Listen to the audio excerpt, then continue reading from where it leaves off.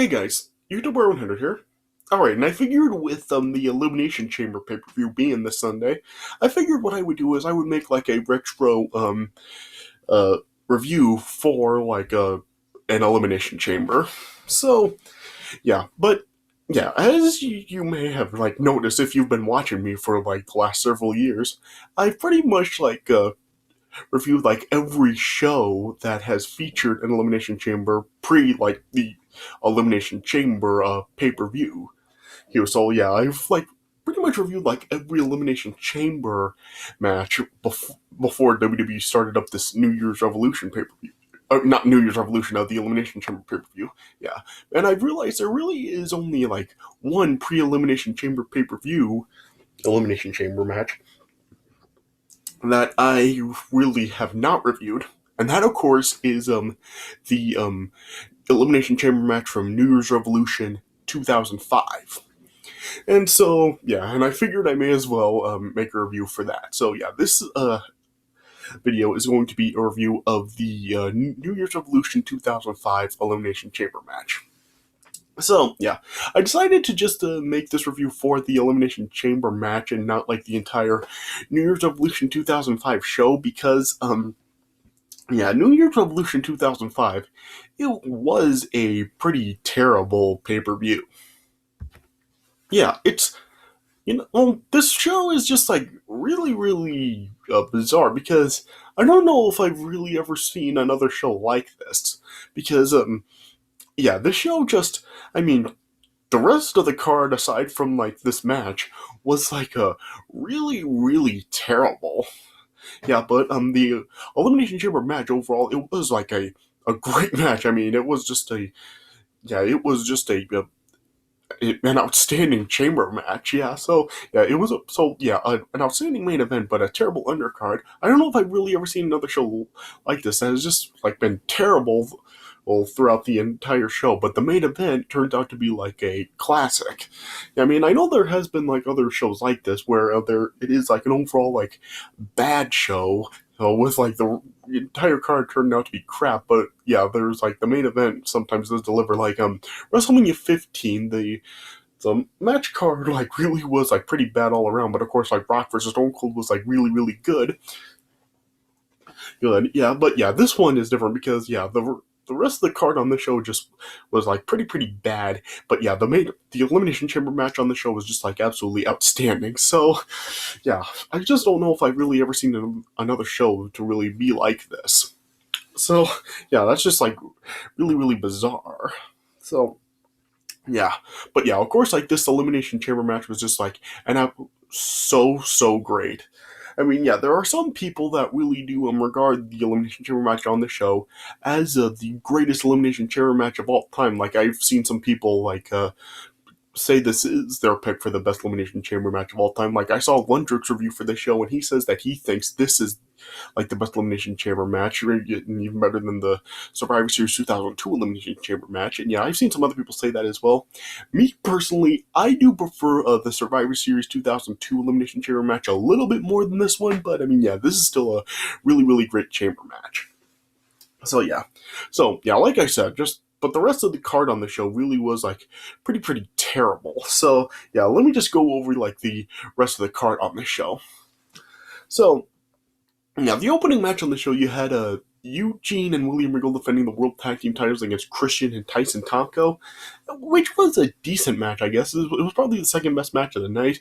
Yeah, it was like a decent enough match, I guess. But of course, like the match was kind of like cut short a little bit because towards the end of the match, Eugene ended up injuring his knee. So yeah, we kind of like had an impromptu finish where Eugene just ended up like rolling up Tomko and pinning him.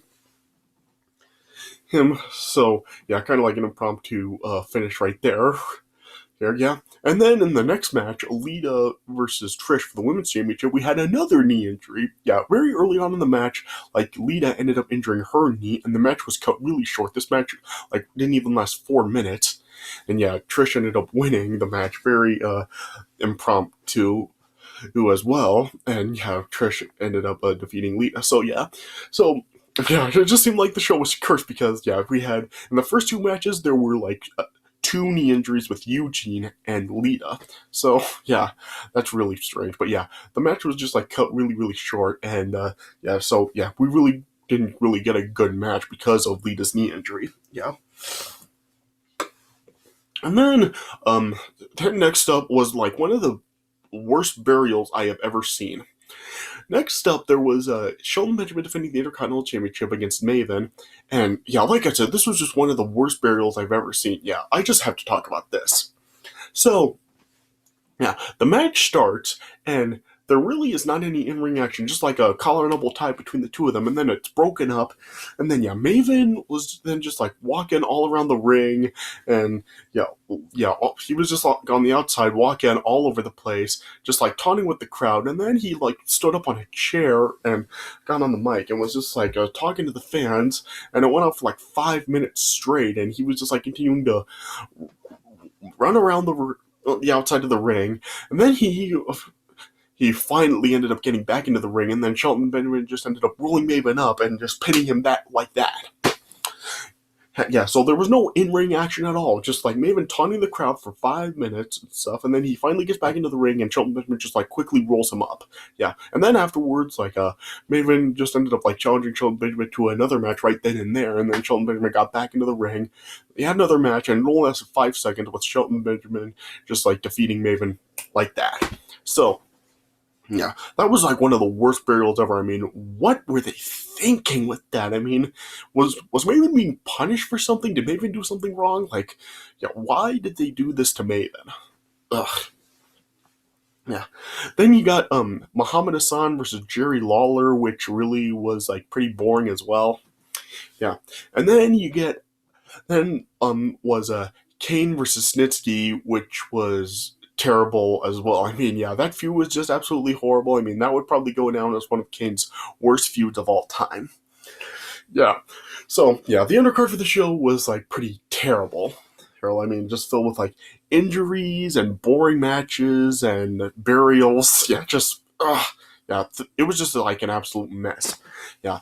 But then you get to this match, the main event, which was, like, the Elimination Chamber match for the vacant World Heavyweight Championship. It was, Triple H, Randy Orton, Batista, Chris Benoit, Chris Jericho, and Edge, and Shawn Michaels was the special guest referee for the match. Yeah. And yeah, this was just like a really, really great match. I mean, it was just so action-packed. I mean, it was full of like a whole bunch of awesome spots and moments. Yeah, it was just like, yeah, this chamber match is just like a true classic. Yeah. So, yeah, the story going into this match, the reason that the World Heavyweight title was vacant at this time, was because about a month earlier, Triple H was defending the title in a triple threat match against Chris Benoit and Edge. And yeah, then we ended up, like, the match ended in a double decision where Chris Benoit had Edge in a crossface, but Edge, like, rolled through and had Chris Benoit in a pin. And yeah, Chris Benoit was pinned, but when Chris Benoit was pinned, Edge also ended up tapping out to the crossface. So yeah, there was a double decision. And so, yeah, so nobody, yeah, so, yeah, it was unclear, like, who was the World Heavyweight Champion at the time. So, yeah, Vince McMahon ended up vacating the World Heavyweight Championship. And then Eric Bischoff then made this match to determine the undisputed World Heavyweight Champion, basically. Yeah. And so, yeah, and like I said, you had Triple H, Randy Orton, Batista, Chris Jericho, Chris Benoit, and Edge as the 6 participants in this match, and yeah, Shawn Michaels was serving as the special guest referee.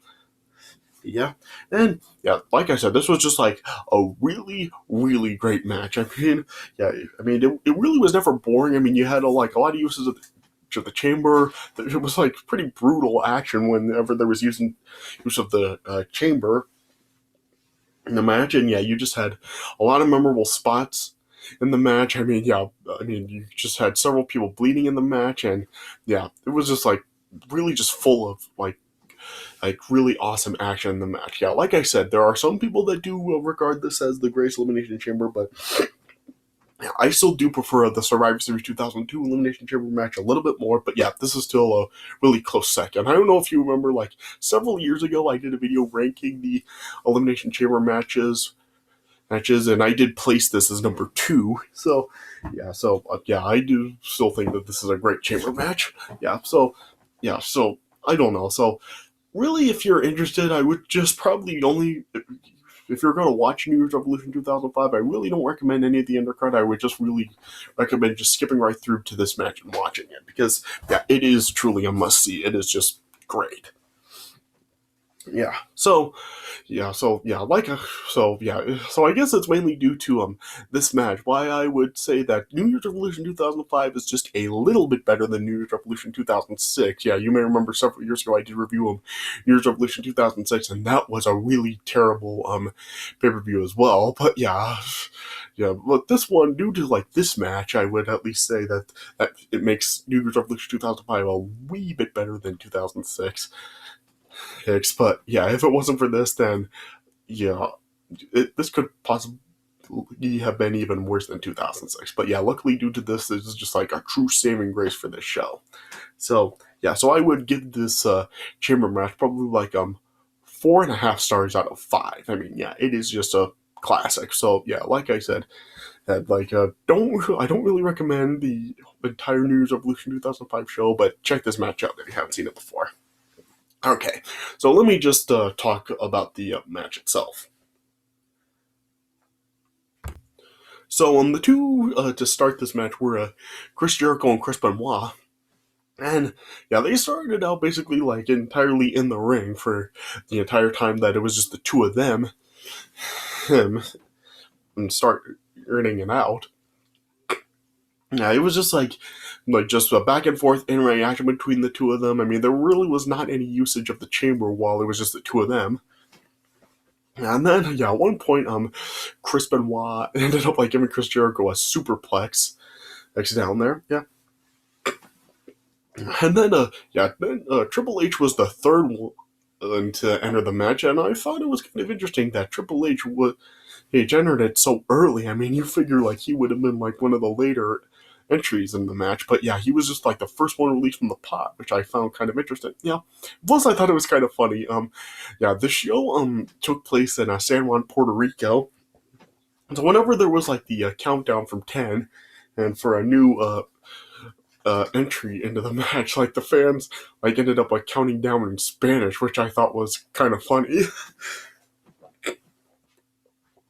Triple H was the third one to enter the match. Though he got released from his pod kind of early because as the spotlights were going around the pods to determine who would be the next entrant in the match, Triple H ended up getting released as that was still going on.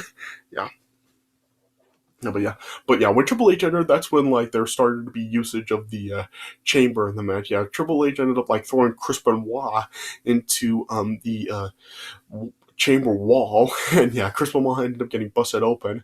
Then at one point, Triple H tried to pedigree Chris Jericho while they were really close to the ropes, and Chris Jericho ended up reversing, and Triple H got thrown over the ropes and then just fell right onto the chamber floor. And Triple H ended up falling down on the cage floor quite a few times in this match. And then Edge was then the next entry into the match, and then Edge then was just beating everyone down. At one point Edge ended up catapulting Chris Jericho into the cage wall, and it was kind of interesting because when he did, at first it looked like Chris Jericho actually grabbed onto the chamber walls and prevented himself from actually being thrown into it, but they played it off as he did hit it, and he did, and Chris Jericho ended up getting busted open, and then Edge also ended up catapulting Triple H into the chamber wall as well. Though Triple H really didn't get busted open. I think it did show him at one point bleeding from his nose, but I don't know if that was from him getting catapulted into the chamber. And then Randy Orton was then the fifth entry into the match.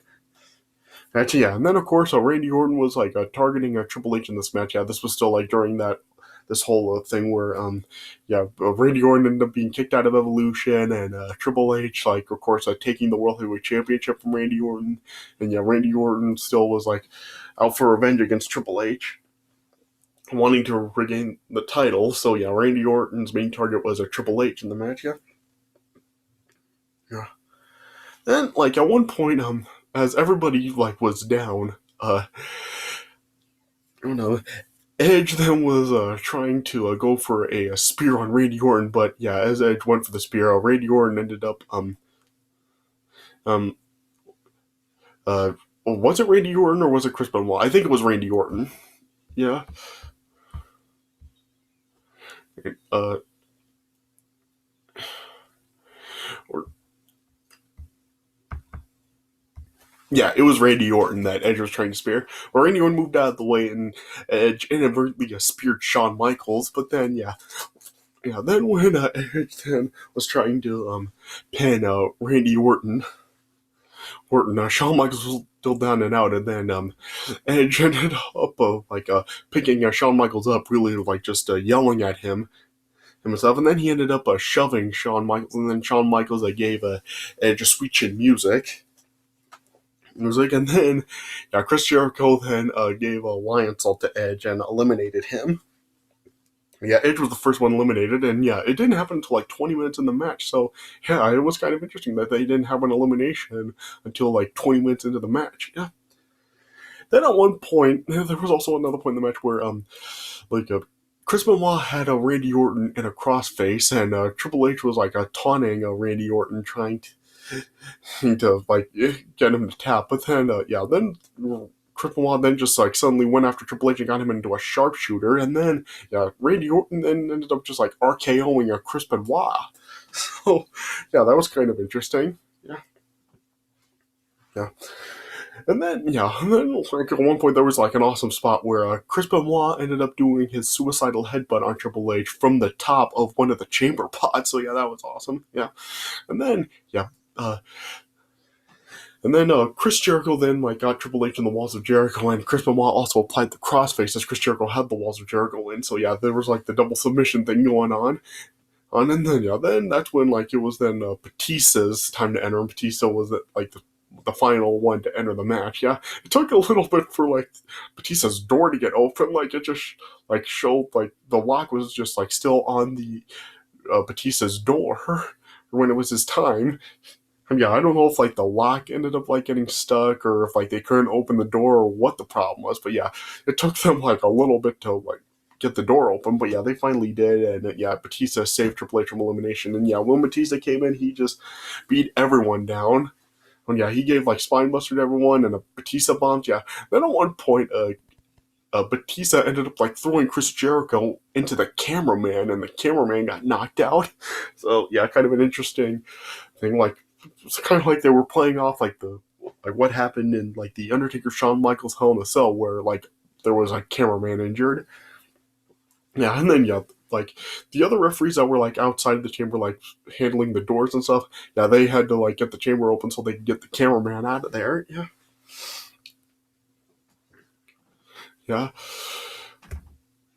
and then it was kind of like a creative way how Chris Benoit ended up getting eliminated. Batista gave Chris Jericho a spine buster, like right onto Chris Benoit, and then Batista ended up pinning Chris Benoit. And Chris Benoit ended up getting eliminated. Yeah, and then at one point Batista came face to face with Triple H. It looked like there was going to be something going on between the two of them. Yeah, this was still like during the middle of like the storyline where they were like still building up to a Triple H and Batista at WrestleMania 21. Yeah, they were like slowly building up how Batista was like turning on Triple H. Yeah, Batista was like still aligned with Triple H and Evolution and stuff. But this was still like during the time where they were slowly like building up Batista turning on like Triple H and Evolution, leading up to WrestleMania 21.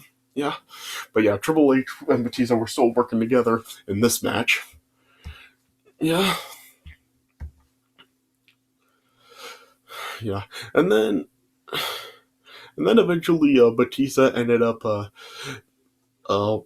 eliminating Chris Jericho after a Batista bomb. So then it was like a 2-on-1 situation with Triple H and Batista double teaming on Randy Orton. And Triple H and Batista were just like teaming up on Randy Orton to try to eliminate him. But yeah, Randy Orton was surviving everything that Triple H and Batista were doing to him, from spine busters to spears, and yeah, just everything that they were doing to attack Randy Orton. Randy Orton kept surviving. Yeah, and then Randy Orton then eventually like battled back on Triple H and Batista, and then yeah. Randy Orton then like knocked Triple H into like one of the corners of the ring, and yeah, and then Randy Orton and like a low blow Batista, and then gave Batista an RKO, and then pinned Batista to eliminate him. Yeah, yeah, and yeah, there was like some like a bit right here where like it looked where it looked like Triple H could have actually saved Batista, but he didn't, because as Batista was getting pinned, Triple H was in the corner, and like he was like standing up, looking like, and it was like he had an opportunity to save Batista, but yeah, Triple H just ended up like falling back down, watching, and yeah, then Batista ended up getting eliminated. So yeah, that was something else that they did, kind of like play off. Like Triple H really was like really only wanting the championship back. Yeah, I remember like they even like showed this like in the video package for Triple H and Batista's match at WrestleMania 21. So yeah, yeah, and then it was down to Triple H and Randy Orton, and then yeah, as like Shawn Michaels was trying to get Batista out, like as the door was open for Batista to leave, like Randy Orton was battling it out with Triple H, and it looked like Randy Orton actually had the match won. No, Randy Orton was still like, or Shawn Michaels was still trying to get Batista out and just like restrain him. But then Ric Flair tried to come in, but Shawn Michaels was like restraining Ric Flair, and then Shawn Michaels wasn't looking. Batista then just gave a huge clothesline to Randy Orton. And that knocked Randy Orton out, and then Triple H then hit a pedigree on Randy Orton and pinned him. So Triple H ended up winning the match, and Triple H won the World Heavyweight Championship. So still to this day, I still do question what was even the point of even vacating the World Heavyweight Championship if Triple H was just gonna win it again anyway. Because Triple H was the champion, like when that double decision happened and the title ended up being vacated. So why did they even do this whole thing if Triple H was just gonna win the title again anyway? So I mean, couldn't they have just done this differently, where like just they had the Elimination Chamber, like Triple H defending the title in the Chamber and retaining it? I mean, do they really need to do this whole vacant thing if Triple H was just gonna win it anyway? So I still do question why they did this way if Triple H was just gonna win it back anyway. But I mean, it's 15 years later, so I mean, what can we do about it now? And of course, like this would like set up more for Triple H and Batista at WrestleMania. So but still like a really really great match. Like I said, I do prefer the Survivor Series 2002 Elimination match a little bit more, but this is still a classic chamber match. So like I said, I give that 4.5 stars out of 5. So check it out if you haven't seen it before. I mean, New Year's Revolution 2005. I mean, the whole show, like I said, I don't recommend it. The rest of the show is like pretty terrible. But this is like just a saving grace and just an outstanding main event. So like I said, I really don't know if there's really been another show like this that's just been like so terrible with an awesome main event like this. So like I said. Check this chamber match out if you haven't seen it before. So all right. So so I guess that's all I can really say about it. So this does it for my review of the New Year's Revolution 2005 Elimination Chamber match. So I hope you guys did enjoy this review. So thanks for watching, and I'll see you guys later.